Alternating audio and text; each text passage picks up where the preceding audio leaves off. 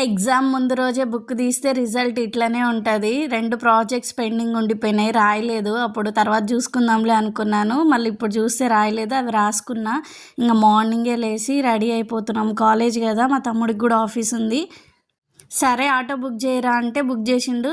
అయితే చూస్తే కార్ వచ్చింది. ఇంకేం చేసేది లేదని చెప్పి కార్ ఎక్కినాము. ఎక్కంగానే వామిటింగ్ సెన్సేషన్ స్టార్ట్ అయింది నాకైతే.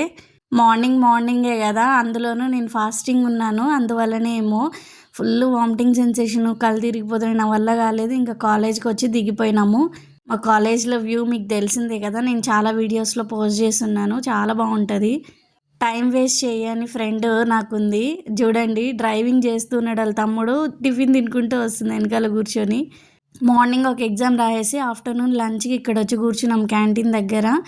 ఈ గ్యాప్‌లో ఇంకొక ఎగ్జామ్‌కి చదువుకుంటున్నారు తినుకుంటూ. వాళ్ళు లంచ్ చేస్తున్నారు. నేనైతే కాఫీ తాగుతున్నా.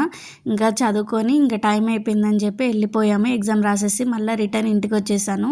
ఈరోజు మళ్ళీ ఊరికెళ్ళేది ఉంది కదా! ట్రైన్ ఎక్కేసి ఇంక మళ్ళీ రిటర్న్ అయిపోయినాము. బ్యాక్ టు బ్యాక్ ఇన్ని జర్నీలు చేసి నాకైతే ట్రైన్ మీదనే విరక్తి కలిగిపోయింది. అంత స్ట్రెస్ అయిపోయింది.